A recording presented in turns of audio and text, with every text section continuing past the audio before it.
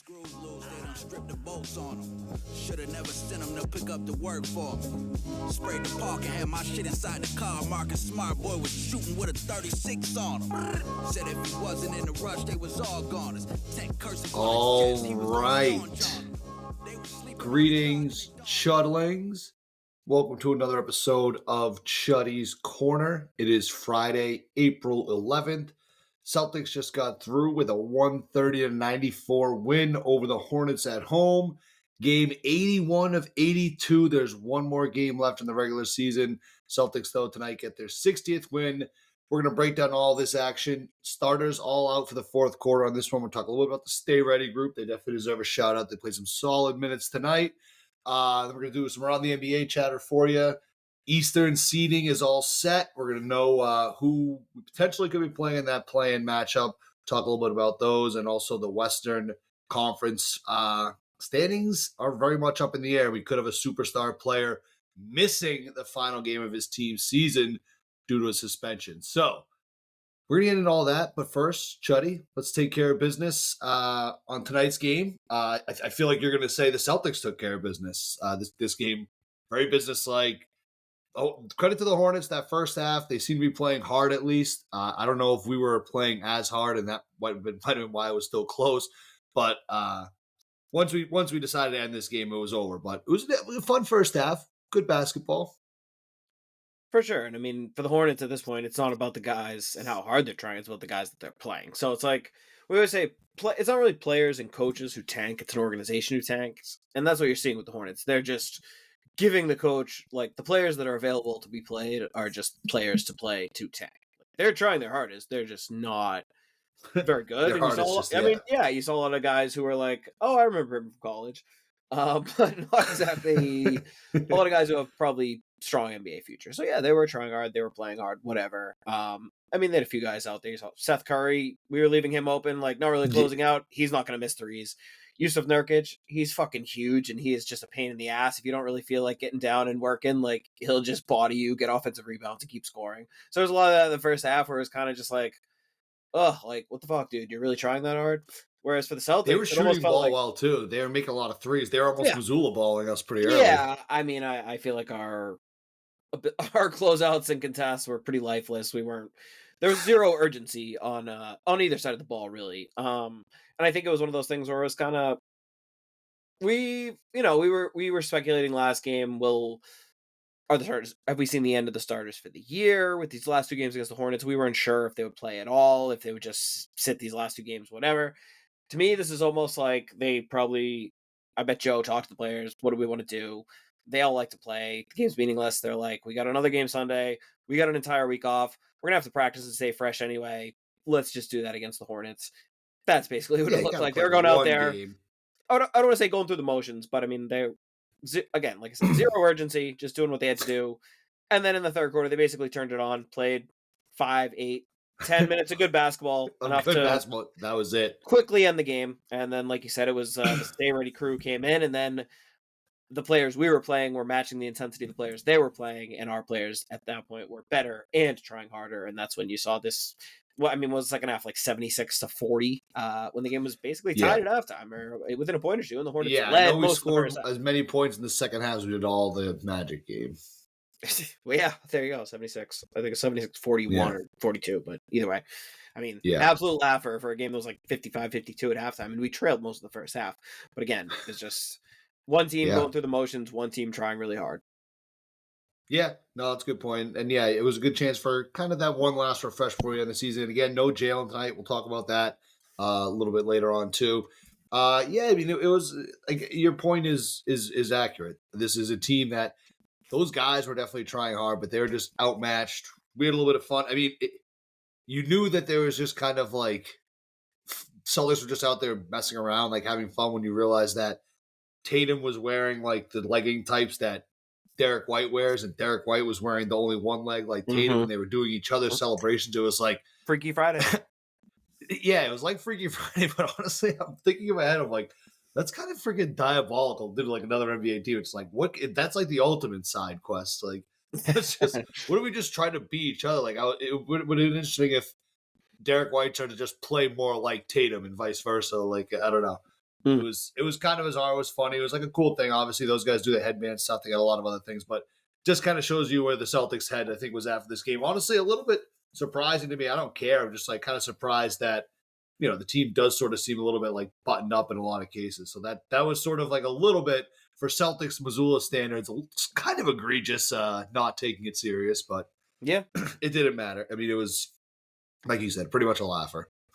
Yeah, and I mean, if ever there's a switch flip game, this was it, where you just coasted, flipped the switch, like we said, for about 5 minutes, and that was all it took. Where the Hornets were not playing a very competitive team, and their season's long over at this point. Wins are only to their detriment anyway. So you saw they had no desire to win the game, and it is what it is. And our players, they're not stupid. They don't need to try too hard. We talked last game. Terrible injury for Jalen Wells of the Grizzlies, who was just ruled out for the season today. That was playing against this Hornets lineup, and KJ Simpson, who started tonight for the Hornets against us, the guy who undercut him. And again, not malicious, but a dirty play, a terrible play, a very, very bad play that risks injury. And again, just the kind of shit that goes to show the kind of thing where if that happened, you'd be like, why are we out there busting our asses for this? So trying to. Again, I thought we did just enough to be like, okay, because it's hard at this point. With the play-in has made it was never like this in the NBA before. Now it's almost like the NFL situation where it's like, all right, well, if we rested tonight, then what was our last game was Wednesday, so Friday, Sunday, then the whole week off to play in. So then it's at that point where it's like, Jesus, suddenly the playoffs are starting and our guys haven't played in 10, 12 days. That's kind of a lot. So it's trying to find that balance again. So I think that's why at a certain point, especially with the guys I was kind of worried about that last year, but it didn't, it's something you kind of think about, but. Yeah. Well, I just mean in terms of when you want to call off the dogs, where it's like, yeah, there's nothing to play for, but do we want Tatum sitting for 2 weeks in a row with no games? Well, that's not really him. We want Tatum in a rhythm. He's a guy who plays every night. I don't think because he would. He'd be almost going 2 weeks if he didn't. The last game he played was Wednesday. I don't think the playing game is until Tuesday, and I don't think the first game is supposed to be Saturday or Sunday. Saturday or Sunday. So that would be way too long. Right. So. That's what I'm saying. This gives him a week off. Right. This is already more than enough time off. Even if he did play on Sunday, it'll be almost a week off for him. That's like a fucking lifetime. So it's just not really. I think it was almost easier. Like I said, I honestly wouldn't be surprised if Missoula just asked them, was like, would you guys rather rest or just go get a solid practice in against the Hornets tonight? Yeah, we'll go out. We'll just go out and at least do enough to win. We won't piss you off. Joe seemed like he was almost on the verge of anger a couple times, but then it's just they didn't do enough to piss him off. He got pissed off at that call at the end of the first half of the refs. Oh my god, I was so pissed. That was so sick. But other than that, it was just kind of all right, went out, did what we had to do, and again, everyone kind of did just enough, look good in moments. Nobody played bad. There's nothing I didn't like. It was more just all right, nobody. Again, we've kind of talked about that car analogy where this was it, and going out and just nice easy cruise, second, third gear, not really pushing the pedal too hard down, just kind of loosening everything up, making sure the car is running good. Yeah, no, yeah, that's exactly. It's a good description. Tatum got. We mentioned Joe flipping out at the refs. Tatum too. He got his 15th. Is it 16 or 18 techs now until he gets suspension? I think it's 18. We'll talk about that later. A little foreshadowing. Okay. All right. Yeah. So I set that up. Did it used to be 16? I feel like it used to be 16. Perhaps. Yeah. That does sound right. Yeah. All right. I had a few other. Let me just check my notes here. I had a couple other just sort of side things. I don't know if you want to start with any last kind of ideas you had. No, I mean, I props to the guys who did come in and close. I thought another solid Shireman game. JD Davison looked good. Good to see him throw down the hammer on that. I think a lot of guys don't really realize the kind of athlete he is. I did not know he could get up like that. Oh yeah, I think he won the G League dunk contest one year, if not, or he was at least in it. I mean, at Alabama, he used to throw down. He's got some hops, so you saw that a little bit tonight. Good to see him getting comfortable out there. It was fun to see. The Jaylen Brown thing, I guess, the biggest. I don't know if you'd even call it a story. Well, but, wait, because I want to just mention a few things from this game because I do want to talk about Jaylen. I don't really have a whole lot, but I did think Dick Light. Oh, 46 years as the statistician for the TV show. That is crazy. He did it longer than Gorman. They were saying he was pre-Gorman, which is a time you can't even that old. Imagine. No. Wait, did he start when he was 19?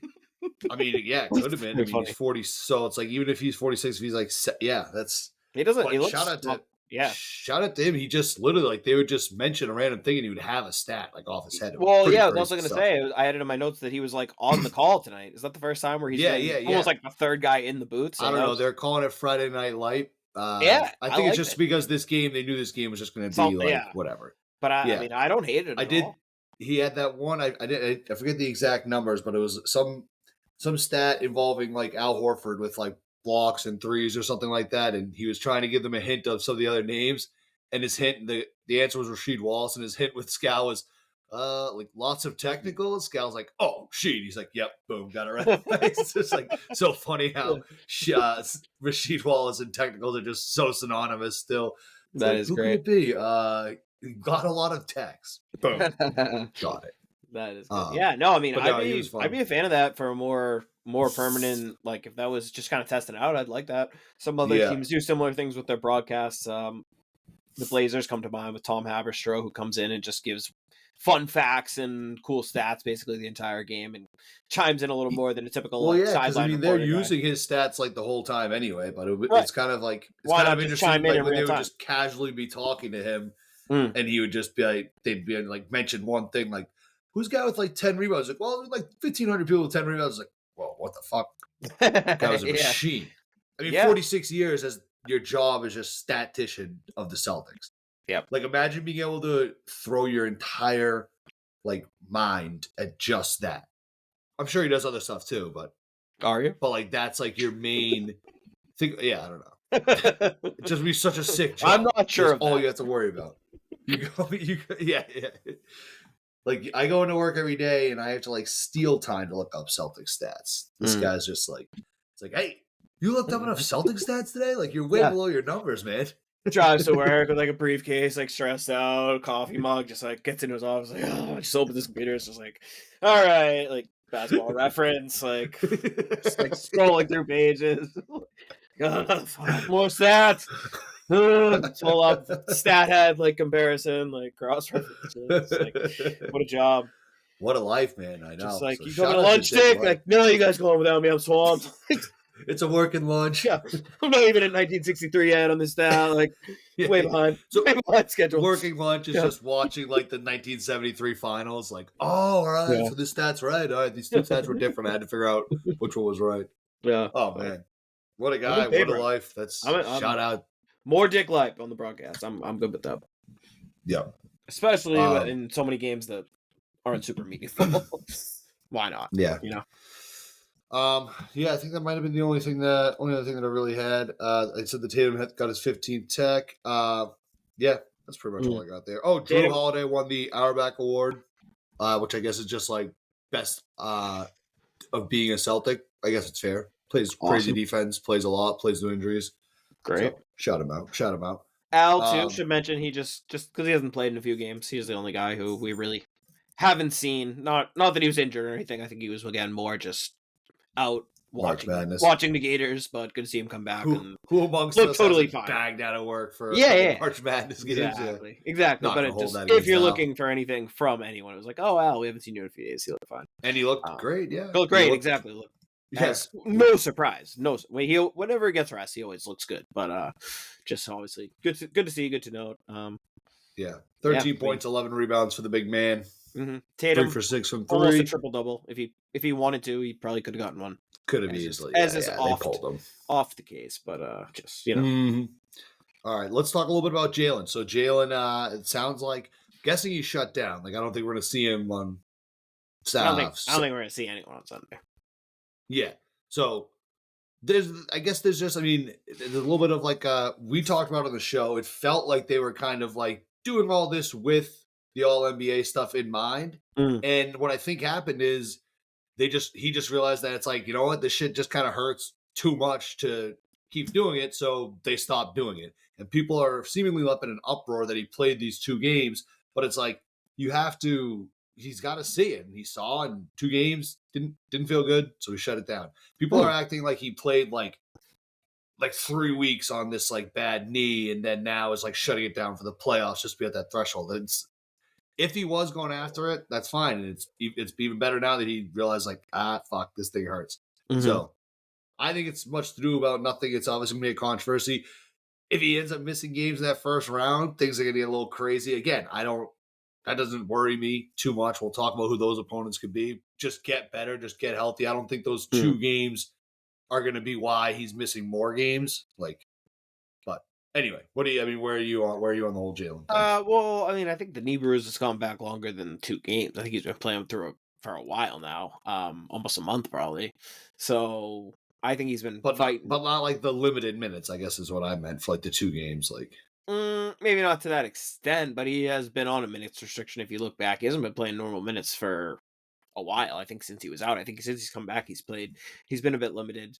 Clearly hasn't been himself. I think it's been pretty evident actually for a bit. But I think again we've kind of accepted that what he said is playing on it isn't going to make it worse. It's pain and it's just whatever. We trust him. It's not like anything happened that he aggravated an injury or anything got worse or anything like that. And I think again, like we talked about last episode, I think they just kind of conceded the fact where they're like pushing it where it became obvious to the point where it's like, all right, you're only trying to get all NBA. Isn't a great look. B, like we said, the way the Tides have gone, I don't think he even would get any award or all NBA team, which would probably make it look even worse. So again, I think it was kind of a combination of those things being like, it's just best for everyone to sit, and now coming up 63 games or whatever, not even being in the mix, it kind of like makes that discussion go away a little bit more.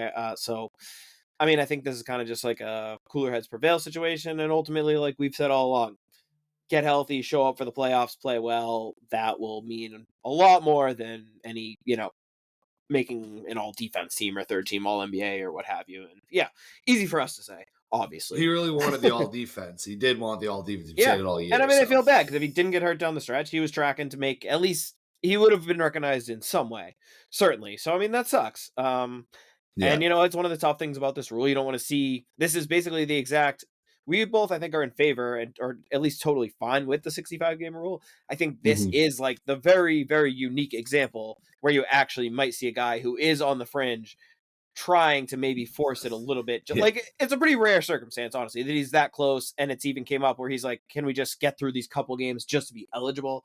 It's a pretty unique circumstance. Not enough for me to be like, there's a problem with the rule. So, we support the rule, but now that it's directly impacting us, I think it is kind of crazy, isn't it? I mean, come on, give the guys 63 games. Come on. Yeah. I mean, like the rule, but like, I don't know. Sowing is better than reaping, definitely.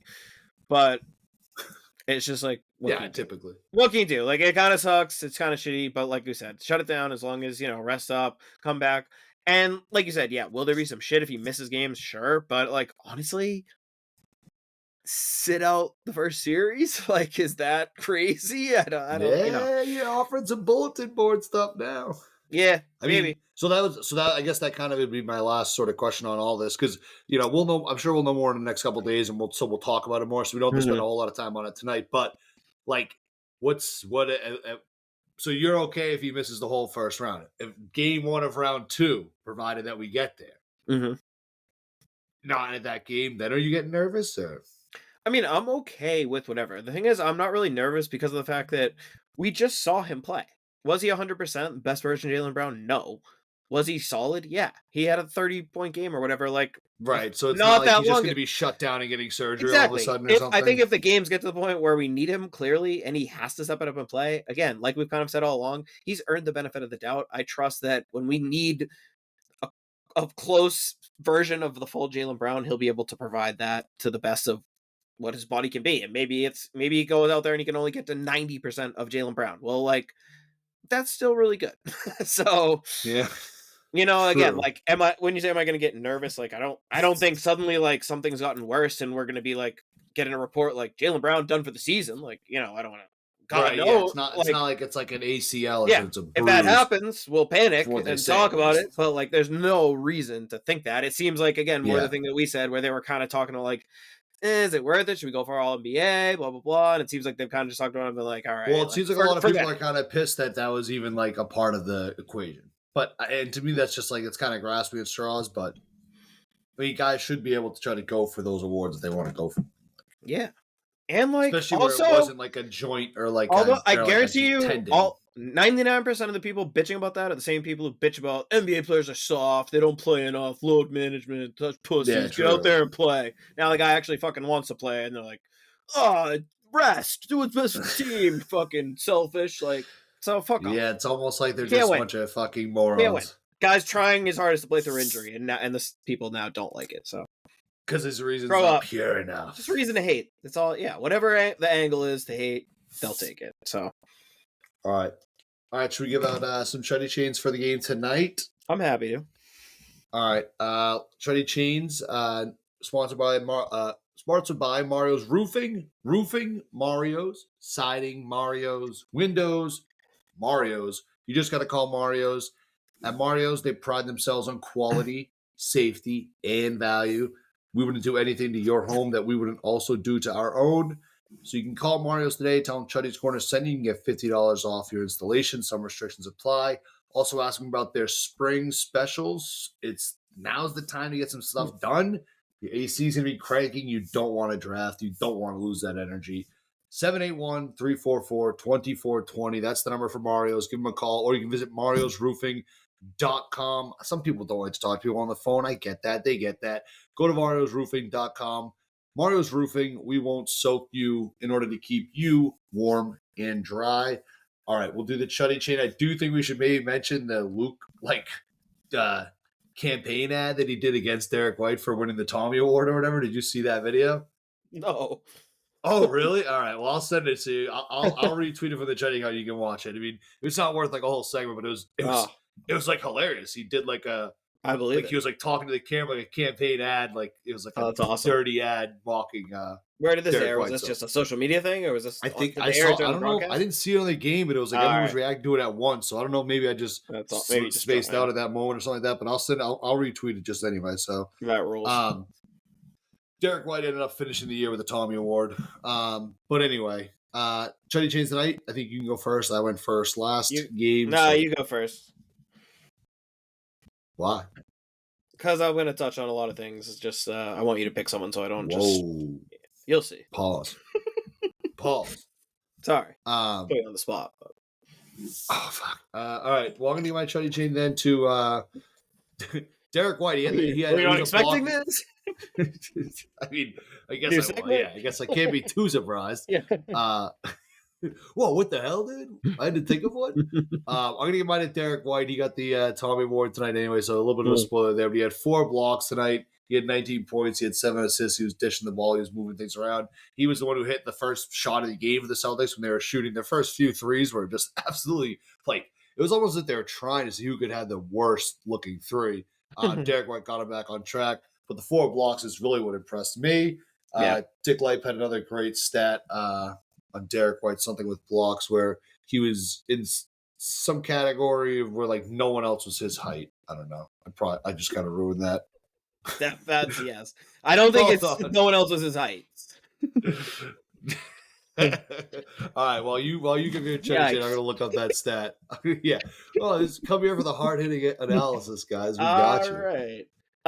So the reason I had you go first. Yikes. All right. So this one was like a total spread across the board situation where, again, I think he was just like everyone out there you wanted to see a little bit. We already mentioned Al. Look, he did what he needed to do, 13-11. Tatum, 16-8-8, super casual. Porzingis didn't shoot well, but he was 11. I got it. Derek White has 42 games with 3 or more blocks, highest amongst guards, almost doubling every other guard. It's a good stat. That is a good stat. It's a great stat. Great stat. All defense. Anyway, there we go. Derek White. I'm sorry, you were cooking there, and I've been rattled since I just dropped the ball on that. No, that's good. I was basically just going through the lineup saying how basically this was a night where everyone went out and did what they needed to do. I could give the Chuddy Chain to almost anyone. Hauser and Pritchard both with huge games off the bench, which is good to see. Feels like we haven't had those explosions. Good night for them. They'll probably get some more run on Sunday.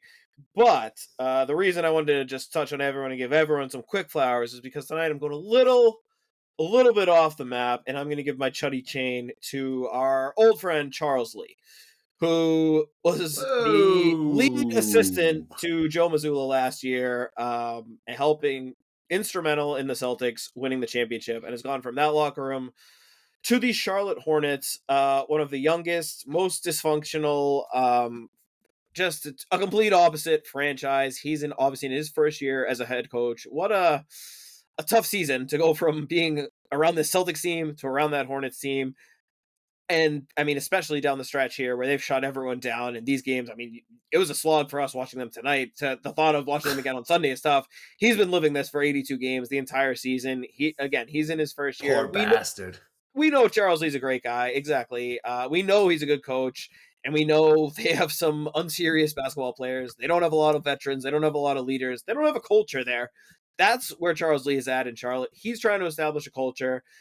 I think he honestly is on the right track. You may not see it in the results, but I think he's done a good job with what he's had to work with. I hope that they're patient, give him time to grow this and to actually build something the right way.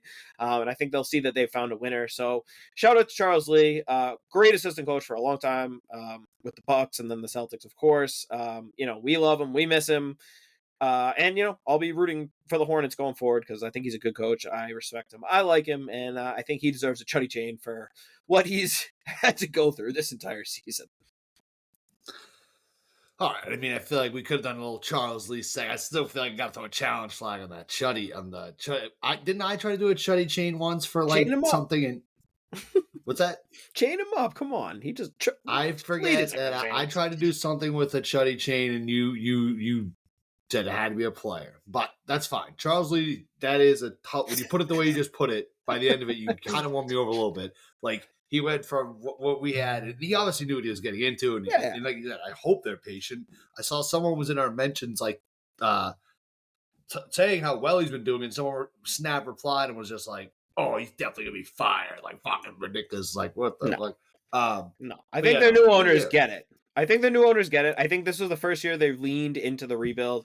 I think they understand that, like, it's not his fault that their quote-unquote star player is, playing Mario Kart on his roof and missing every other game and throwing, doing skateboard moves on the basketball court, like, and whatever. So, I mean, I think they brought Lee in because they want him to make the team more serious. And I think, like I said, I think they know it's going to take more than one season to do. So, I'm excited to see what they do in the offseason, what they do in the draft. If they look into trading, a player like LaMelo, they had that very, very weird Mark Williams trade rescinded with the Lakers, obviously, too. So, like, he had to deal with that in the locker room, which was, he was one of their young core pieces. Like, it's been a tough fucking season. Brandon Miller, their best young player, was out for the year very quickly, too. Like, so that was probably their biggest thing they had going was, like, let's see if Brandon Miller's a guy. He played, 20 some odd games out for the year. Like, that sucks. So it's been a shitty year. Like you said, he knew he was stepping into a shitty situation. I think it's been even shittier than any of us probably would have thought. So like they just secured one of the top three picks. So they locked themselves into those top three odds. So exactly. And I've already said I want Utah as my top team for Cooper Flag, but I would put Charlotte right up in that mix of the teams where they deserve it. I'd be happy to see them get Flag, and that would immediately kind of jumpstart the whole thing. Then it's like, okay, we have LaMelo, we have Brandon Miller, we have Cooper Flag, maybe Mark Williams. Like, that's actually kind of interesting. And then you could even trade LaMelo if you wanted to and be like, we're building more around Flag and Brandon Miller. You can maybe get some shit back for that. Like, basically whoever gets Cooper Flag suddenly has a lot of possibilities. So I'd be happy to see it. Like I said, I'd rather him out in Utah. I'd rather him in the West. But Charlotte, I would have no qualms with Charles Lee getting that. He deserved it. All right. Yeah, no. Good for Charles Lee. Yeah. No Chuddy Chain for Luke. He was going on a streak. He had a streak. All right. Let's do around the NBA. Why don't you give us a word from our other sponsor, Nick? Shout out to Nick too. We had the budget meeting last night. Prime Ribs on the sponsor. Thank you very much. Tell him all about how great of a realtor he is. Absolutely. That, of course, we were talking about the official sponsor of Chuddy's Corner, Nick Perino Real Estate. What more can you say about Nick? Like you just said, he's just takes everything he does so seriously. We wanted to talk about some things with sponsorship, as the year was coming to an end. Tried texting him. He said, no, he wouldn't. He refused to even humor us via text. He said, come out to, I will host you. It's his private function hall in a club. He reserved it, set it off, had us waited on, full exclusive meal. He's like, this is the only way we're going to conduct business. He said, this isn't even business. This is like a family dinner, what I would do, the way he had us in, and obviously took great care of us. Great things to come that will be announced shortly. It wasn't dinner, it was supper. That's family stuff. Yeah, that was real shit. But again, I think this just kind of speaks to the person Nick is, and what you're getting if you go with Nick Perino for any of your real estate needs. That's the kind of care he will give to every client. He'll wine and dine you. He will do what has to be done to convince you that he is the right guy. Really, he'll just make you feel comfortable. He will earn your trust. And again, the real estate process now, but really anytime, it sucks. It's stressful. There's going to be a lot of anxiety. I promise you, there's going to be some sleepless nights, whatever. It sucks. You want someone like Nick in your corner. You want someone you can talk to, have an honest conversation, and know that, he's out there and he cares just as much as you do about this. That's what you want. You want that personal connection. You don't want to feel like you're talking to a wall or someone who doesn't really care. Nick will give you that. And, that's why he's... What more can you say? Can we go back to Charles Lee? I bet you want to go back to Charles Lee. That's Nick Perino at nickperino.com. He is the official realtor of Chuddy's Corner. I'm just picturing someone like driving their car, just smashing the like skip ahead 15-second button. You're like, how the fuck is he still talking about Nick Perino? What the hell? He's that good, folks. All right, around the NBA stuff. Do we want to start with the East seedings, or where do you want to kind of go? Sure. Well, that's easy enough. The East. Officially, it's Friday night, so I kind of like how the NBA does this. It really is a good idea. Tonight, all 30 teams in action. Tomorrow, Saturday, no games, and then Sunday, every single team in action again, and that's the end of the regular season. So it at least sets up the possibility for some cool games. The last day, it's no one like resting and stuff like that. They can't take days off if they know. Well, I mean, people will be resting. People who win otherwise. Right. If you're in the Western Conference and you're in that whole lineup there, you have no idea who you have to play every game. So and no rest advantages. So you don't want teams on back to back. So the biggest game of the year, the last. So it at least sets up the last day for if anything's in action and they're all playing at the same time too. So it's like if anything's in play, they'll all have to play for it, which is all you can really ask for. Yeah. But the East was finalized tonight. The Cavs number 1, obviously the Celtics number 2. There was a little sneaky moment where it seemed like the Knicks and Pacers suddenly were both tanking to try to not get the 3 seed, which is kind of funny. That's so funny. Knicks Worldwide Wob, I don't know if you saw, obviously diehard Knicks fan, did his take on their loss last night to the Pistons, and his take was basically like, the Pistons shouldn't be happy. I think the Knicks are stealth tanking to get out of the Celtics side of the bracket and to play the Bucks in the first round instead of the Pistons, because the Pacers kept coming, which is just laughable, obviously. But then tonight, the Pacers, they didn't play anyone. They got smashed by the Magic, so that did not become a possibility. And the Knicks then tried to kind of win, find one more chance to get a win against a good team. The Cavs didn't play Donovan Mitchell. The Knicks still fell apart at the end. The Cavs won. But the Knicks still are stuck in the 3, so it's going to be... They just got absolutely nothing out of all of that. They just precisely lose, get still where they're at in the 3. They lose, they get demoralized, and they're still in 3. Exactly. That's pretty great. So yeah, Knicks are the 3, Pacers 4, Bucks 5, Pistons 6, Magic 7, Hawks 8, Bulls 9, Heat 10. So that means the play-in 10-9, Heat versus Bulls.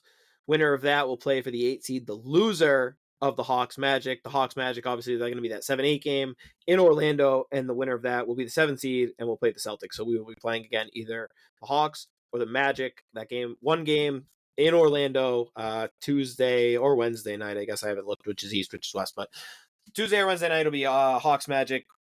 Winner take all. We will play the winner, and again, then the loser will play the Bulls. Or do you think that those two teams are like, I don't want to win that game? No. Or is it just like too much of a risk to have to go play the next one? Yeah. You just want to clinch that playoff spot. Yeah. And like I don't think it's that big of like a weird year where it's like the Cavs are still good. It's not like it's a huge it's not like that's some sick prize. Like sick, we got to play the Cavs would like they're blow the doors off either one of them too. Yeah, right. Yeah, like they both exactly. So no, in this situation I think they'd rather just win. Like the Knicks are like, if we can get a few lucky bounces, we might be able to beat them. Those teams don't stand a fucking chance. Exactly. So yeah, like maybe it'd be a little better, but it's not worth they're not good enough to risk losing the game. Like to then Yeah. because they could just as easily lose to the winner of the Bulls Heat. Like, would be Yeah. no surprise at all in one game. All Right? right. There's no guarantee they're winning. So I But think in that we terms of got. yeah, go ahead. Well, I was just gonna say, I don't know if you're gonna start getting into like who you'd rather. I was gonna say, I feel like the game on Sunday, we're gonna have plenty of time to be talking about. I don't know how much. So, as I far had a as few who we'd minutes I rather wanted to do play- on Charles Lee, if that's what you mean. No, I'm just saying, like, you can give like a one-word answer. I think I'd rather face the Magic, but we'll get into why of both. Yeah, Just quickly say who. It'll be a little cliffhanger. Mm-hmm. Uh, it's crazy. I honestly don't I don't have full conviction in either answer. I will slightly lean Magic as well. Tune in Sunday then to I'll hear his slightly answer. lean Magic, but All right. yeah. Let's take a look at the Western Conference. Well, also, but first, before we talk about that, we should mention now the matchups we do know. Knicks Pistons, which is sick. Pistons won 3 out of the 4 matchups in the regular season. Would be That just is so sick. sick if the fucking Pistons beat the Knicks. They beat them the other night. Like I said, Rob Perez thinks the Knicks were tanking the game on purpose. I'm not so sure. The Pistons are healthy. Jaden Ivey just got cleared. He's 2 weeks away still, but that would be kind of cool. They've been playing great. They lost tonight. Beasley got ejected. Him and Giannis were going at it. They were teammates last year. That was kind of fun. The Pistons, the bad boys are back, so I'm looking forward to seeing them in the playoffs. I love that they're playing the Knicks. I feel like that Detroit, New York, like this could get real frisky. I'm looking forward to it. Yes, I think this would be a great episode to talk about these matchups. This is like, yeah, the matchup's locked in. I know you're excited. I know you're excited, but I don't know. I just think I'm not doing a preview. I'm just like excited. It's exciting. No, yeah, that will be a good matchup because I do feel like. I mean, one is just both teams. I think it's gonna be a great uniforms matchup. Both like classic organizations, shit like that. Yeah. Pacers Bucks is obviously gonna be sick just because of those two teams like history with each other. Borderline rivalry, it's like a built-in rivalry. So yeah, those Eastern Conference matchups we know about are definitely gonna be sick. The Bucks have been playing well. I think they've won 7 in a row. So yeah, Giannis has been playing out of his mind. A little Ewing theory. Without Dame now, they got shooters and defenders in there. Bobby Portis just sneaky came back from that suspension, and probably people forgot about that.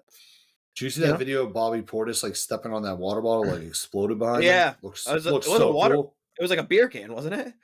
I don't know what it was, but the way it's I think it was a can of something. I think is why it like exploded. Yeah. So sick. Anyway, yeah, it looked cool. So sick. So fucking cool. Yeah. All right, let's talk West. West again, a lot still up in the air. It's been crazy. The Warriors lost on a buzzer beater the other night. The Harrison Barnes against the Spurs blew a game that they should have won. We saw obviously the Lakers got that win over Dallas the other night. Memphis lost a heartbreaker to Minnesota last night. Memphis, though, they're playing Denver right now. They're up by 5. Denver won their first game of the David Adelman era against the Kings. The Warriors are playing the Blazers right now. Again, it's all still up in the air. If the Lakers beat the Rockets, they're the 3 seed. The Rockets are locked into the 2. OKC's locked into the 1. Beyond that, the Lakers are likely the 3 seed. It basically, but if the it teams looks like they can't really fall below the 5 is what it kind of looks like right now. If the teams win, like if the teams that are trying to win and it stays, it'd be Lakers 3, Nuggets 4, Clippers 5, Warriors 6.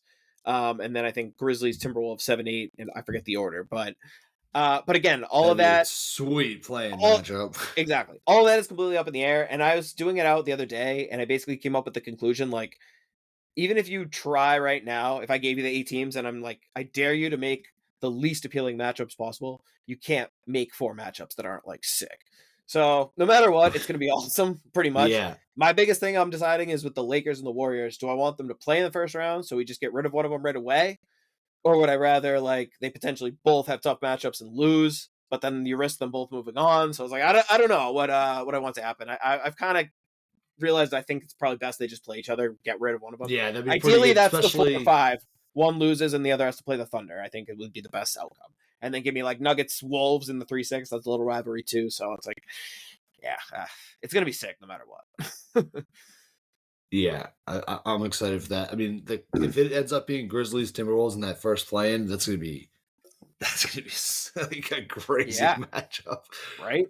Ja versus Ant will be something. And like Timberwolves OKC is not obviously the Thunder, we expect to win, but for a team that just won like 60-something games and is the 1 seed, that's not like a sweet reward for the 1 seed. It's No. like suddenly you have to play It's the certainly fucking not Timberwolves, whatever who just made the West Finals. Like, it's certainly not playing like the Bulls or the Hawks or something. it certainly isn't. So, No. yeah, it's going to be fucking sick no matter what. I'm pumped. Yeah. It's good ball. It's good ball. Speaking of the Grizzlies, John Morant the other night went right back to the well, did another grenade celly, did a few of the grenade cellies. He had another celly that was like, I don't know if you saw it. I couldn't tell what it was. He did like the 2 hands under. It almost looked like he was strumming something. Yeah, I don't know. People were saying it was like a machine gun, but I thought he can't go back to the guns.